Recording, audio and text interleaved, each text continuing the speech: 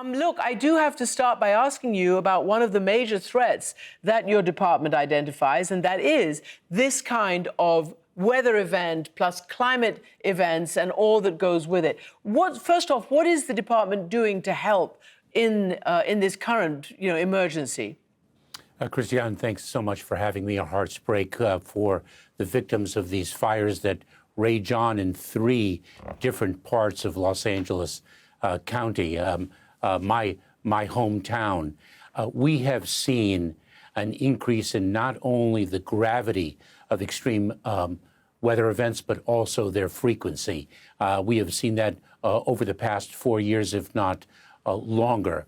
We are in direct contact with the governor of California, Governor Newsom. I spoke yesterday with the mayor of Los Angeles, actually this morning. We already have been providing resources in the fight against these raging wildfires.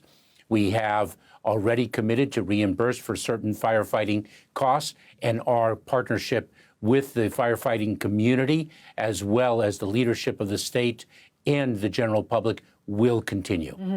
And can you tell us what the prognostication is? I mean, right now we're calling them out of control. Do the firefighters have a chance to get them under control?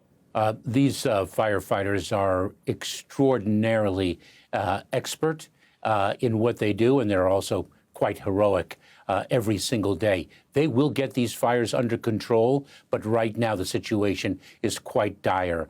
As the reporter just communicated to the viewers, the winds are extraordinarily strong. In addition, the air quality has been an obstacle to overcome in terms of over-fire flights and the delivery of water to suppress the fires. So it's a very challenging time right now. They will wrestle these fires to the ground.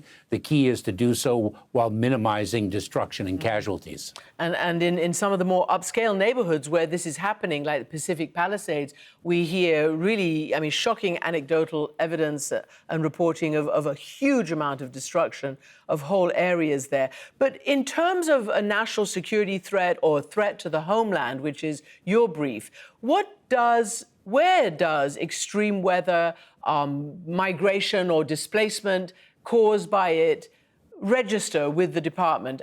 We have seen internationally, in our hemisphere and across the Atlantic, the increased severity and frequency of extreme weather events have driven people from their homes.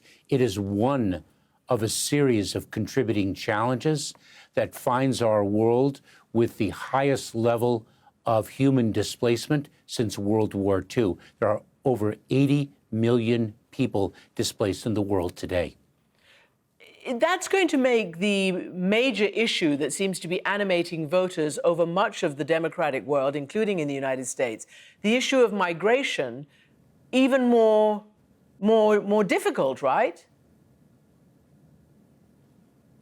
I think the movement of people, the migration of people, is going to continue to be a challenge on a global scale. I will say, right now, we are delivering to the incoming administration here in the United States the lowest number of individuals encountered at our southern border since 2019. The numbers are lower than the average in that pre-pandemic year, and that is because of the decisive action that President Biden took in June of 2024 after congressional inaction, and the work we have done with international partners to address migration, a challenge that is not unique to the United States, and the lawful, safe, and orderly pathways that we have built over the past 4 years to provide humanitarian relief to people who qualify under our laws. The key is to be strong on enforcement